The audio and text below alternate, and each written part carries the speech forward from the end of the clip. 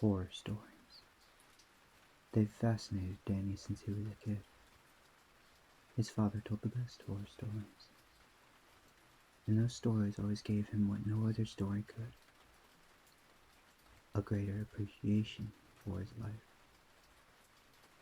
The vivid words, the creepy sounds, the perfectly designed dramatic pauses that made him suddenly conscious of the pounding heartbeat in his ears, wanting the story to continue and stop at the same time.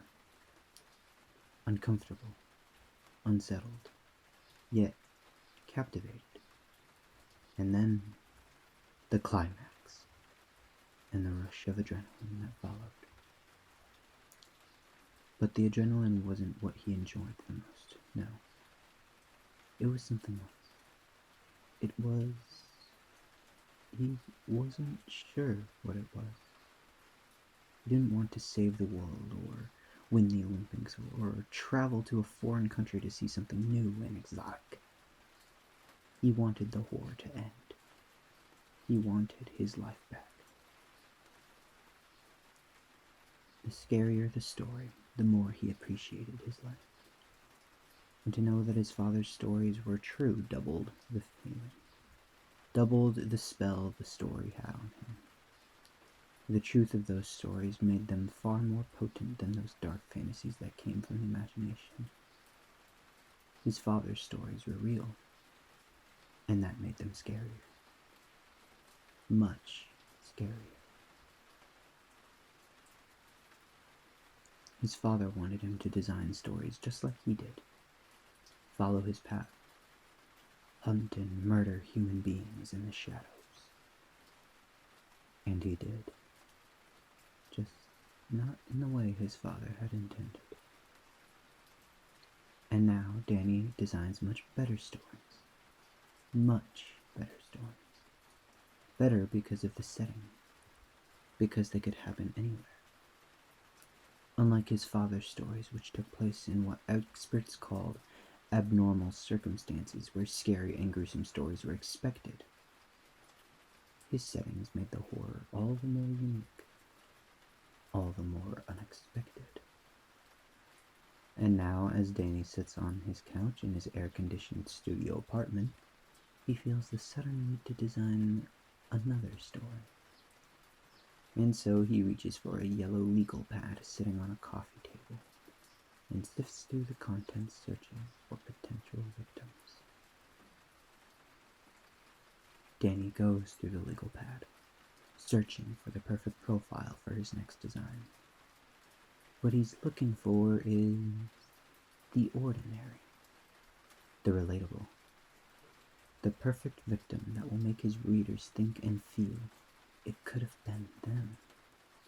Someone who does everything by the book. Someone who doesn't deserve to die. As if deserve had anything to do with it.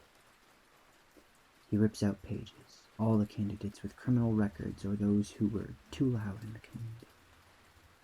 He couldn't have his readers confused with hate, revenge, jealousy, or gang violence. There can be no hiding this for the reader. They need to identify with the victim. They need to be able to see themselves in the story, or it fails. It just doesn't work. And as he searches for his one-size-fits-all profile, his fingers fumble over a name. John Michaels. A person with two first names. Fantastic. He glances over his surveillance notes. 9 to 5, award-winning teacher. Single, townhouse with a white picket fence. Doesn't really deserve to die. Perfect. John Michaels. A perfect name for the next chapter in his book. Every John and Michael will consciously or unconsciously be drawn to the headline. The name itself will attract a sizable audience, and the story will grip them in the talons of fear, only to release them at the very end. Horror heaped on horror, until at the end they're begging for release, begging for their lives back. He laughs to himself as he watches John exit the community college where he teaches anthropology. He took a class in anthropology once. He remembers the heated debates with his teacher who tried to make him believe the ridiculous theory of the Homo sapiens, that humanity was intrinsically curious and intelligent species that had evolved towards peace and prosperity with its many civilizations and achievements. Danny argued the opposite. He argued humans were intrinsic killers. Killers that evolved to enslave, acquire, destroy, and eventually self-destruct. That the achievements and the civilizations were tools for blood. That the mask of civilization was a facade, a farce, an elaborate design to hide the true face of humanity. The bloody face of horror, as he often liked to call it. The bloody face of horror always found a way to break through the mask. Always. The more we contained and hid the truth, the stronger and more creative it got in breaking free. As if it had a life of its own, a need of its own. They were fun debates. His teachers cited the golden age of prosperity at the turn of the century, and Danny countered with World War I. His teacher talked about the advent of electricity, and Danny talked about the electric chair and the electrocution of an elephant at a festival. His teacher raved about tractors and the Green Revolution, and he raved about tanks and Agent Orange. His teacher pointed to the airplane and all the great opportunities flight brought to humanity. Danny pointed to the bombs, and that was the end of the argument.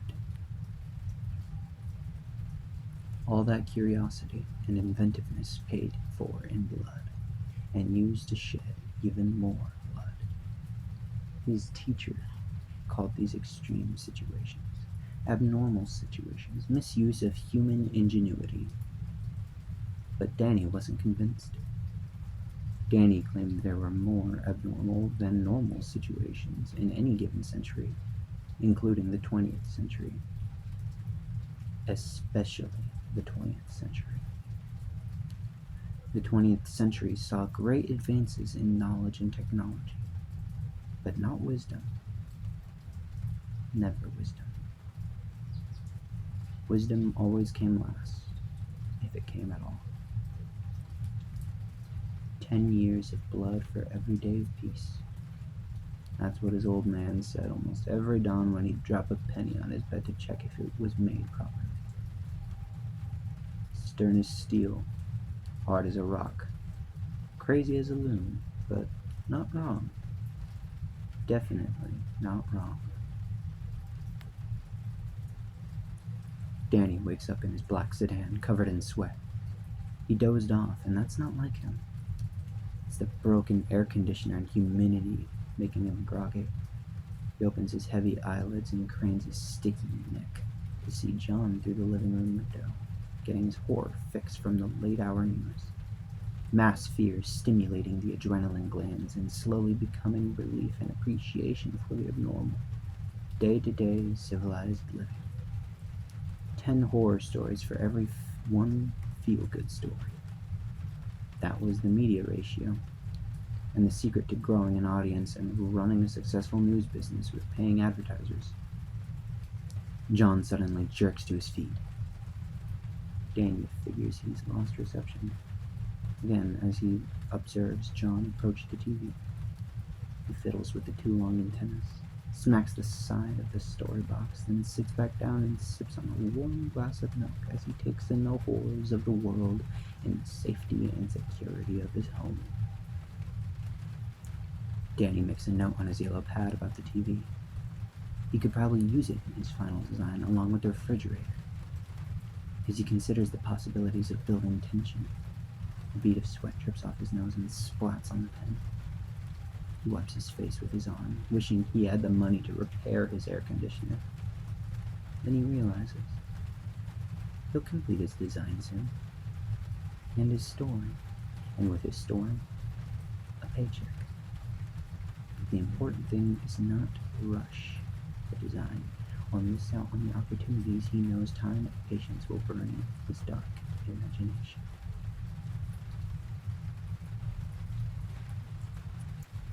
Danny knows John's routine by heart now. Several days of reconnaissance and he's an authority on the character and setting of his own design. He'll start with the refrigerator door. The warning chime will sound exactly 3 minutes to wake John up. He'll slump down the stairs, close the door, and quickly return to sleep, still thinking about the poor, unsuspecting guy that was crushed to death by the escalator in the Roseville Mall. A perfect story to help John fall asleep, counting his lucky stars that it wasn't him, that he's still alive, and yet completely oblivious to the fact that those are the last of his stars that he will be tomorrow's bedtime story. Just as John tries to fall asleep, Danny will open the refrigerator door again, and again, John will return to the kitchen. He'll close it, but this time he'll wait a few minutes, just to make absolutely sure it's really, really closed. Then he'll return to bed, somewhat satisfied that he won't be disturbed anymore. Danny will let some time pass, then he'll open the door again. And when John returns to the kitchen, he'll be in the living room to turn on the TV. This is precisely when John will wonder if there's an intruder in his home. He may even suspect the ghost of Roseville, the Ghostface, the legend. John will rush to the phone only to discover a severed cord. At that precise moment, he'll leap out of the shadows like a panther in the night and trigger the first and final scream of John Michaels, the most upstanding citizen of Roseville and the most undeserving of such a grisly and unprovoked death. It's perfect. In the hot and humid sedan, Danny visualizes slipping the knife through John's neck and severing the tongue mid-scream, freezing his face in blind, gaping terror. He knows if he visualizes the kill several times, it will improve his odds at success. His father taught him that. Taught him to visualize every beat of the design. He assured him it's what made him a medal-winning hunter of human beings. The thing they don't teach you in killing school. Danny visualizes the design once more. Then he opens his eyes and exits the car, moving through the shadows toward the back door of the picture-perfect house. He glides past the fence and scans the backyard for a moment. Then he lifts and fiddles with the glass door until he hears a click. Carefully, he slides the door open and enters the air-conditioned home. He takes a moment to cool down in the narrow hallway. Then he moves towards the dark kitchen, slowly opening the refrigerator door and enjoying a nice cool waft of air in the process. A soft beam of warm yellow light illuminates the floor and the small breakfast table beside him. Everything is going as planned. But then as Danny turns, something in his peripheral catches his eye, gives him pause. He tilts his head slightly, narrows his gaze, and pulls off his mask to make sure he's seeing what he thinks he's seeing. As he takes in the horror spread across the table, his face freezes in a silent scream. Danny closes his mouth and reaches out to a small underground newspaper. He lifts the front page of the Urban Farce and examines a caricature of his legend based on police descriptions taken from an intoxicated witness he had deliberately spared during his last design. He wants to slowly build an image in the imaginations of his readers, and now a bunch of idiots were making a complete joke of his creation with parody. With a dang parody. The worst genre that ever existed.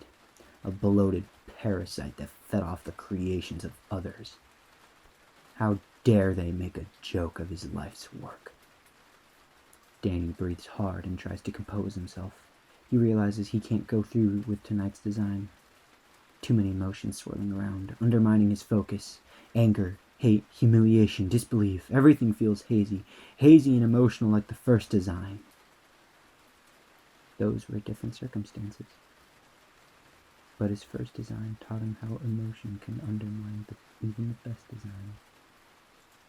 He quickly turns to close the refrigerator door. But he's already too late. And a piercing chime sounds through the small house. Crap. Danny quickly retreats into the darkness of the pantry, leaving the door slightly ajar. Within moments, John enters the kitchen, yawning. He stands before the refrigerator, scratching his head. Confused, he yawns again and stares at the leftovers, contemplating a little midnight snack. Then, mumbling something incoherent to himself, he closes the refrigerator door, leaving them in the shadows. He should leave now, go back to bed, but John doesn't leave. He just stands there as though sensing something's amiss. Danny can see John's silhouette through the slight opening. It seems like John is approaching him, but he can't be sure. His heart pounds in his throat. His blood boils through his veins. He feels weak, lightheaded, almost like he's going to faint. This can't be happening. He doesn't just kill. He designs. A dark shadow approaches the pantry. Danny gathers himself and prepares to lunge with his knife, but he knows it's all wrong, raw and primal, and about something else. Please, don't open that freaking door, please. Danny holds his breath and waits for the inevitable. John Michaels must have had at least one more lucky star that night. If John opened the pantry door, Danny would have had no choice but to end his days as an awe-inspiring teacher. But he didn't. And he gave Danny a chance to escape with the urban farce.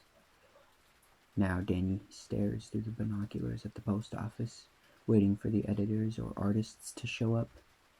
He needs to act fast, put a stop to this overt assault on his image. Parody.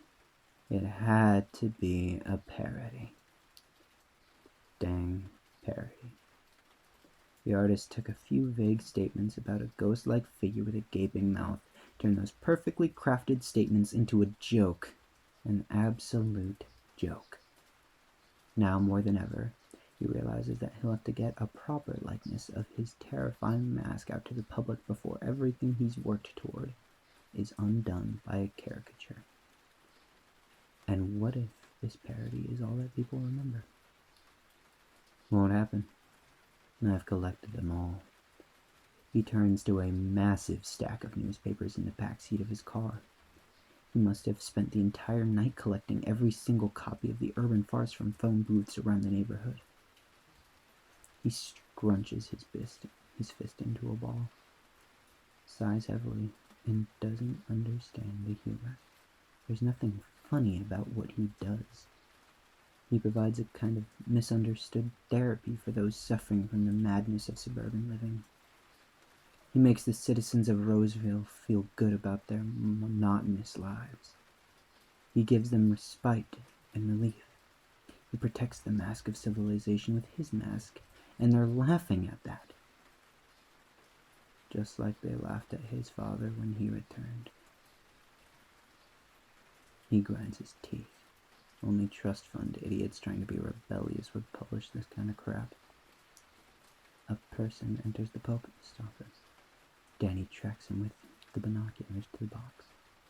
19, not the publisher. He then follows another man to the box.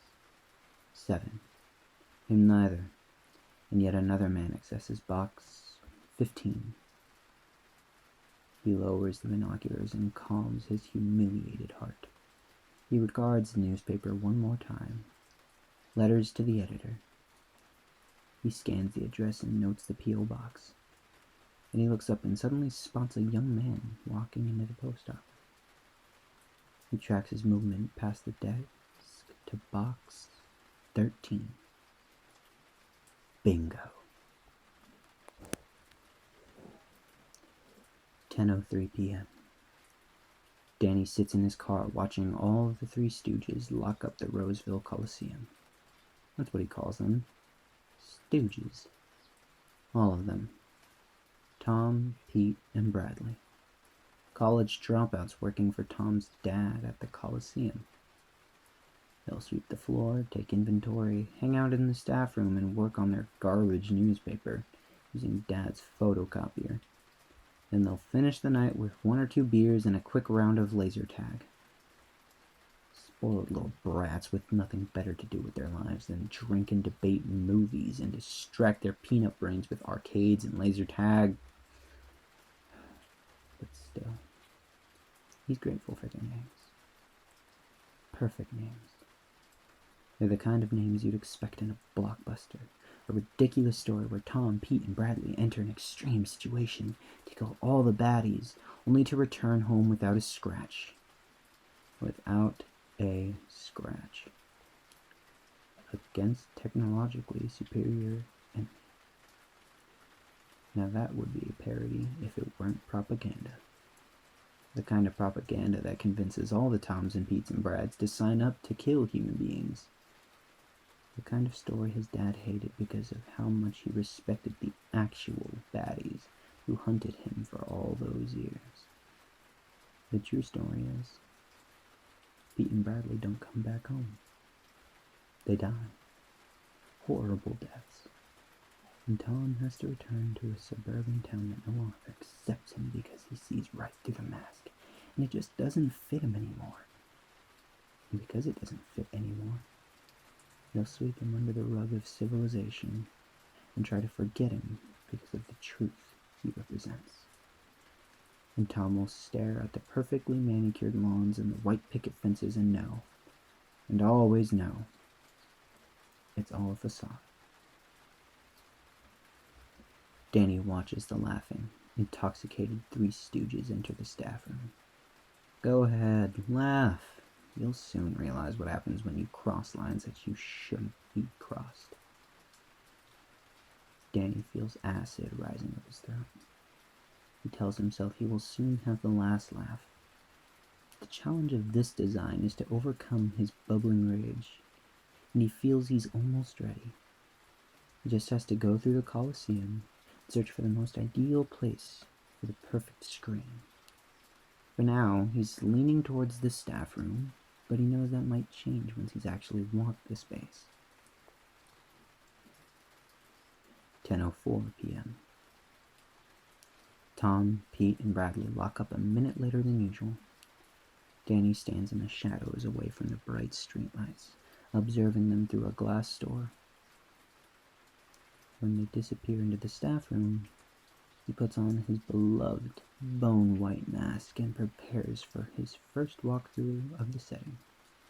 He'll walk through the Coliseum at least 2 more times before he finalizes the design, allowing his ideas to work themselves out. Time to incubate is the secret to any great design. And it's the phase he knows not to rush. It's the most important phase. Everything else is just execution. Danny laughs at his pun as he glides through the darkness toward the exit door. How often did he have issues with his design only to be struck by inspiration in the middle of the night? He knows now that if he has any creative blocks, he just has to sleep on it. There's something about sleep that polishes every design. Now Danny opens the exit door which he tinkered with earlier in the day. Stealthily, he enters the arcade, gliding past the small concessions booth toward the growing sound of a debate. He hides near the staff room where he hears the loud and obnoxious stooges argue over horror movies and killers. Danny suddenly feels the blood rushing up his neck as they get everything wrong. Idiots poking fun at something they don't understand, or at best, think they understand. Idiots criticizing some of the greatest designs and spewing vitriol about how they could have done better. So much better. Tom even suggests that they should work together to create a design of their own. Give Roseville something to be really scared of. Danny clenches a fist and wants to rush inside the staff room and rip their heads off. It takes a moment to calm himself. In a week or so, he'll have his moment with these arrogant idiots. The intellectual masturbation of those who shout from the sidelines and wonder what it's like to actually step into the ring. They exist in every creative field. He knows that, and laughs at himself for actually letting them get in his head. He actually loved to see the Stooges attempt their own design. They will fumble and screw up every beat to the very climax. He almost wants to spare them just to see what they'd end up doing. Almost. Danny regards his watch. 1 minute more. He counts the seconds as they complain and spew hot air about the perfect design, how they alone could execute it. The boasting and bravado fades and is quickly replaced with rock and roll blasting on the Coliseum speakers. With quick steps, Danny retreats behind a beeping arcade as the idiots spill out of the staff room and enter the laser tag arena for a quick fix of adrenaline. He quietly steps out of the shadows and counts 10 paces to the staff room. He has exactly 22 minutes before their game ends. He opens the door and enters the tiny room, but unexpectedly gags when he's hit with the foul stench of stale beer, rancid coffee, and twisted cigarette butts in dirty ashtrays. He turns his head slightly, and his eyes suddenly go wide beneath the mask. What the heck? And his heart thunders in his ears as he stares at a yellowing wall covered with caricatures of his favorite killers throughout history. His face tenses. He grinds his molars and tries to suppress the thing beneath the mask. He needs to take a moment, compose himself, and walk away. Don't look at it. Just don't look at it. But he can't help himself. You don't laugh at legends. He reaches out and touches a caricature of the one they called the Miner. You don't laugh at legends. His mouth gapes open. His lips tremble. He hasn't felt like this in years. You don't laugh at legends. He tries to turn away, but his feet are blocks of cement. He feels prickles all over his body as blood courses violently through his veins and something contained begins to stir. He closes his eyes and counts to 10. He hasn't improvised since his first design and, well, that didn't go very well. He has to find his center. Walk away. Just walk away. For the design. He stares up at the wall of parody and takes a deep breath. He closes his eyes and counts down from 10.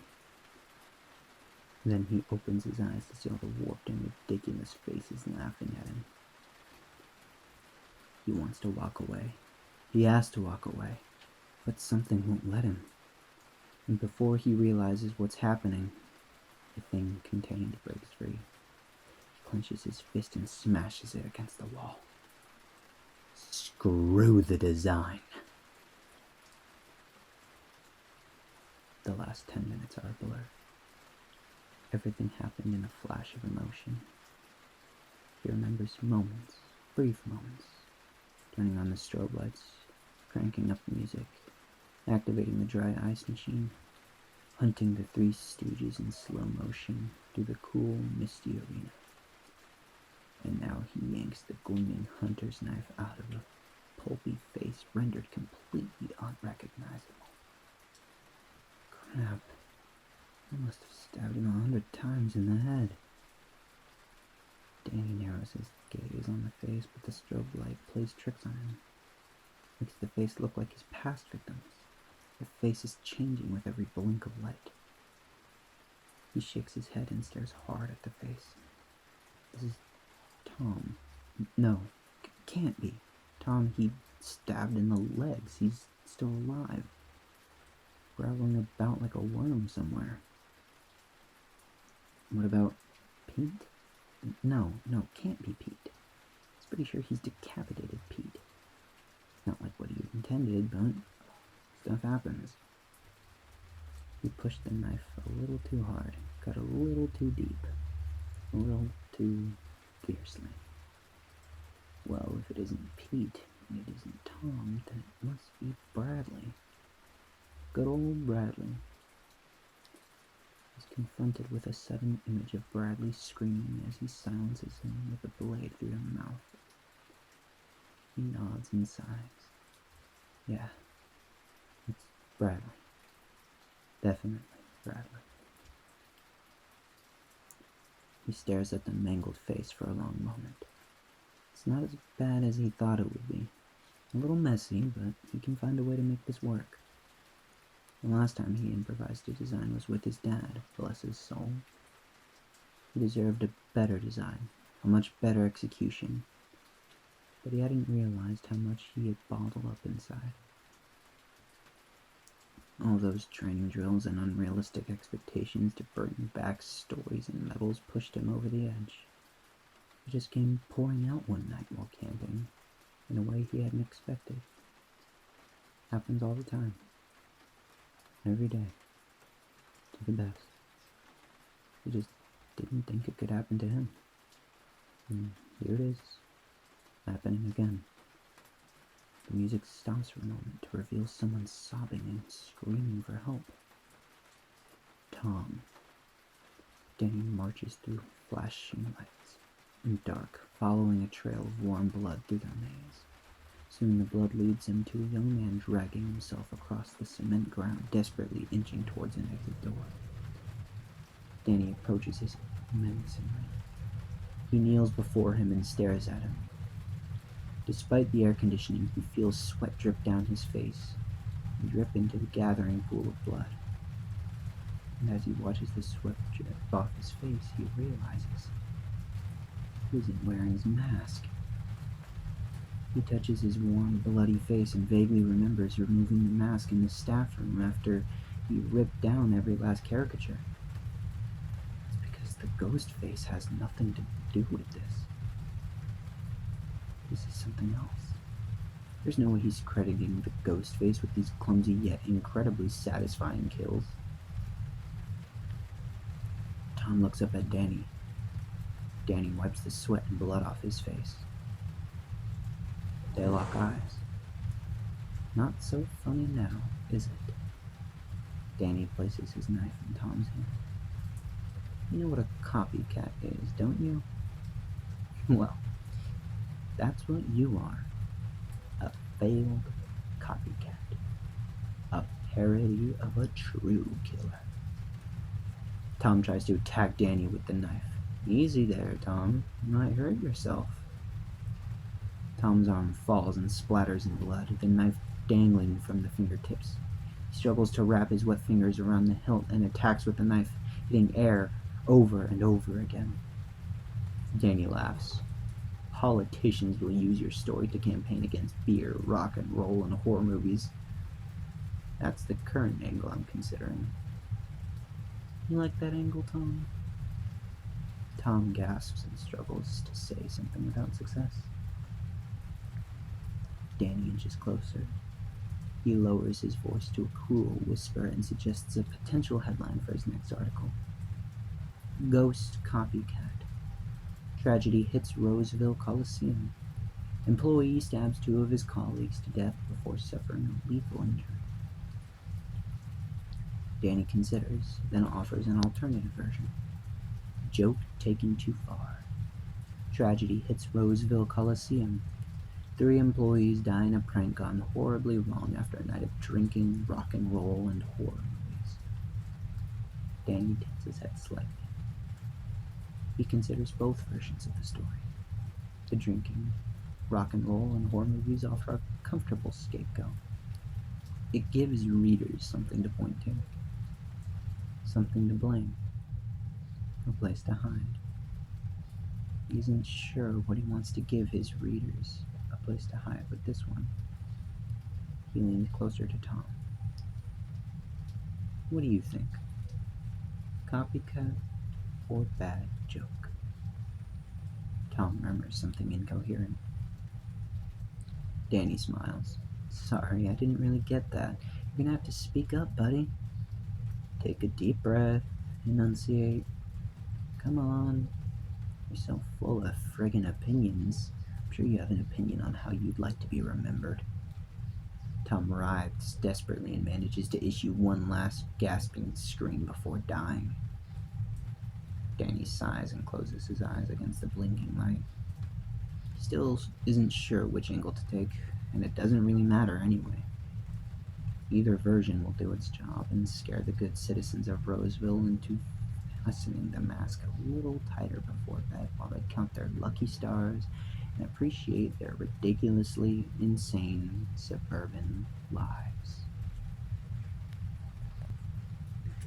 But just who is Danny? Danny Johnson, known as Jed Olson by some, grabbed the newspaper from the kitchen counter. It was a week old, but his face was on the front page, grainy and sunken. It was one of those muggy afternoons in Florida when heat and humidity permeated everything in the kitchen, making him sweat while standing still. He slouched in a damp chair to read. This article had better be good. His work in Roseville had been outstanding. Ghostface disappears.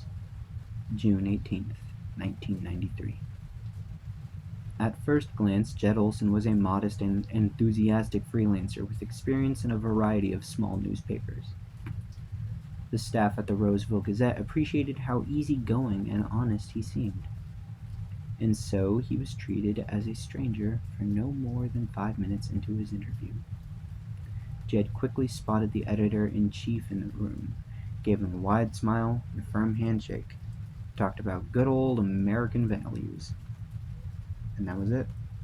He was in. Quote from ex-contributor at the Roseville Gazette.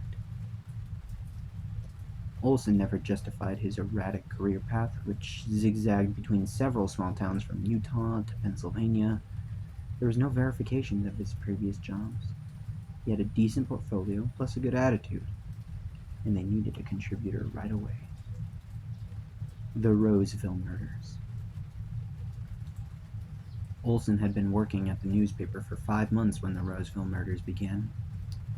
Victims from young to old stabbed to death in their homes. From the reports, the victims seemed chosen at random, yet the killer knew his way around the houses.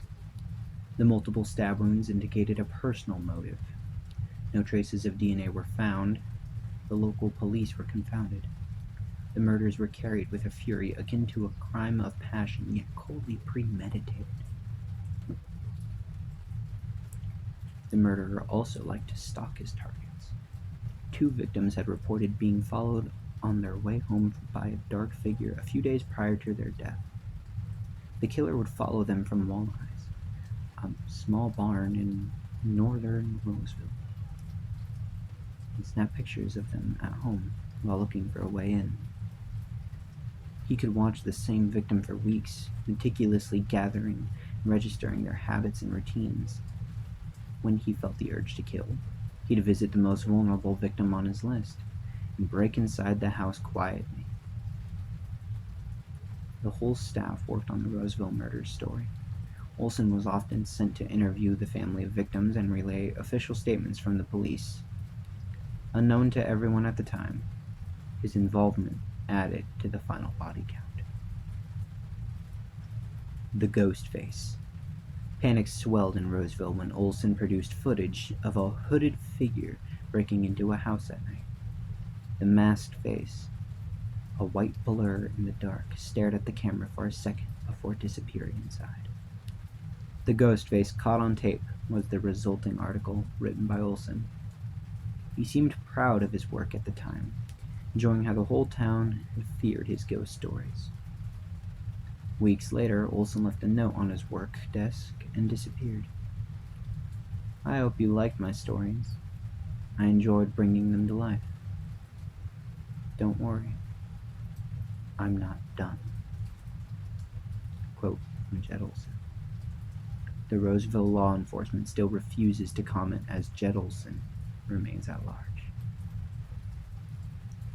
Danny smiled, ripping out the article from his newspaper. When the investigation had been pointing to him, he'd packed his bags and left Roseville swiftly. He got up, the clammy seat pulling his skin. An oppressive humidity engulfed him as he entered the bedroom. Condensation dribbled on a small misted-up window as bits of cracked wallpaper hung limply. Its floral pattern was covered with gruesome photos and newspaper headlines. Danny pinned the week-old article on the top of a picture of lacerated scalps. A faint pang of hunger hit him. He wondered when he had eaten last. Was it this morning, while washing the knife in his clothes? Or was it last night after following that girl down the street? He couldn't remember clearly. Taking a step back, he admired his work on the wall. His mind drifted, remembering all the articles he'd written, the stories he'd planned, and the scenes he'd brought to life. A shiver ran through him. A chilling breeze transformed the bedroom's humidity into an opaque, freezing fog. He was in his costume. A woman shrieked. Dead leaves crunched under his feet. He smiled in anticipation.